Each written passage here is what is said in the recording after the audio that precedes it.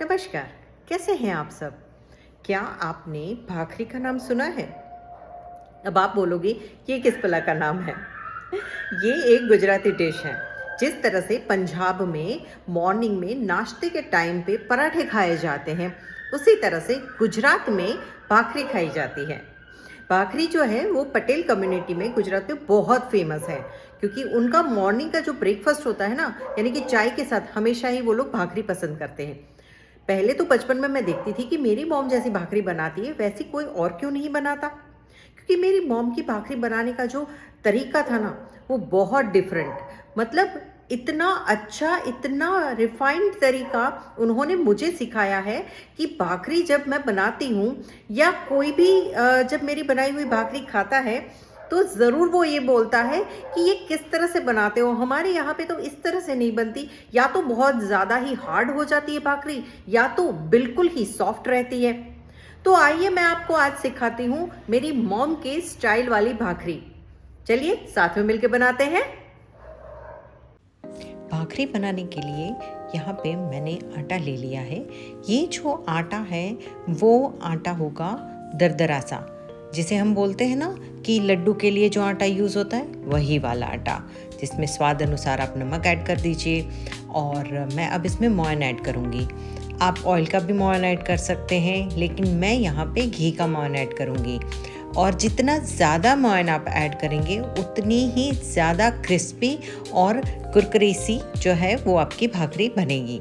तो इसको धीरे धीरे करके हम मिक्स करेंगे। अगर ज़रूरत लगेगी तो और ज़्यादा हम इसके अंदर जो है वो मोयन ऐड कर देंगे, ठीक है। लेकिन आपको ये देखना है कि इसको इस तरह से हाथों से मसलते हुए मिक्स करना है, ठीक है।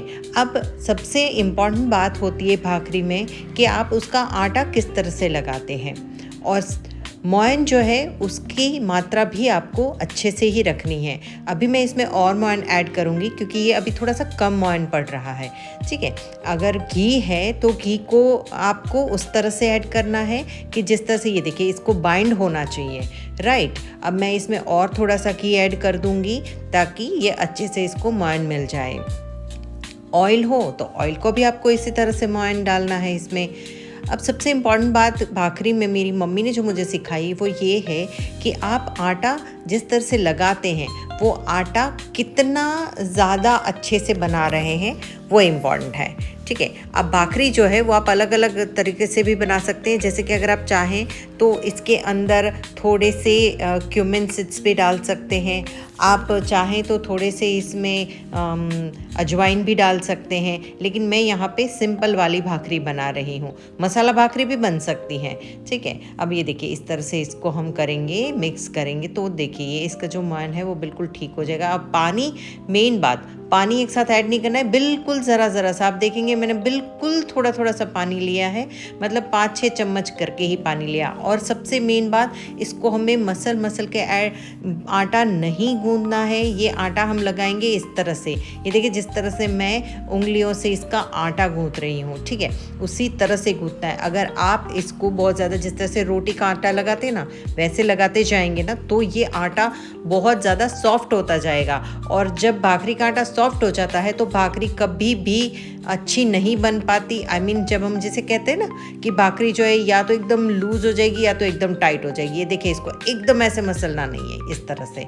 ये देखिए मैं बड़े हल्के हल्के हाथों से इसको मिक्स कर रही हूँ, और मिक्स भी इस तरह से कर रही हूँ, ना तो मैं इसको बाइंड कर रही हूँ ना ही मैं इस आटे को खुला कर रही हूँ। बस इस आटे को मैं इस तरह से मिक्स कर रही हूँ और कभी इस आटे को इस तरह से उंगली से अलग कर रही हूँ। ये देखिए बस इसी तरह से। अब हमें इसका जब हम गूंदेंगे ना तो इससे ऐसे अगर हाथ मुट्ठी में करेंगे तो क्या होगा कि आटा जो है ना वो बिल्कुल ही लूज़ हो जाएगा। हमें आटे को रखना है नॉर्मल।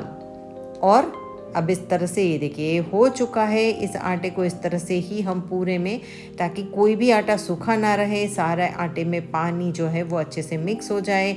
आपने देखा होगा मैंने बिल्कुल थोड़ा सा पानी लिया था। ये देखिए बिल्कुल सही है, बिल्कुल रेडी है। इस तरह से इसके छोटे छोटे लोए बना लेंगे हम। मैं यहाँ पे इतने आटे की 3 भाखरी बनाऊँगी, ठीक है। इस तरह से हमें इसे मिक्स करते जाना है और अब हम इसको बेलेंगे। भाखरी बेलना भी एक आर्ट होता है। चलिए मिलते। ये देखिए, ये इस तरह से मैं इस भाखरी को बेलूँगी। बहुत ही कम प्रेशर देना है, ज़्यादा प्रेशर देंगे तो भाखरी चिपक जाएगी, क्योंकि इसमें हम आटा तो लगाते नहीं हैं।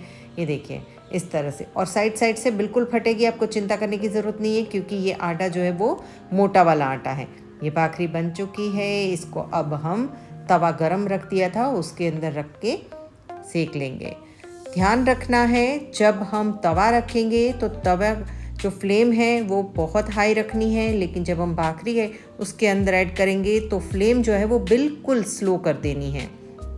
और जब हम पलटेंगे, एक तरफ अच्छे से जब पक जाएगी तो हम इसे पलटेंगे, और आप ये देखिए जब हम इसे पलटेंगे ना तो उसके बाद फ्लेम जो है ना वो मीडियम स्लो रखनी है, ना हाई रखनी है ना फुल रखनी है, मीडियम स्लो। ये देखिए अब ये वाला जो इंस्ट्रूमेंट है उससे खाखरे बनते हैं, लेकिन आप इससे भाखरी भी बना सकते हैं।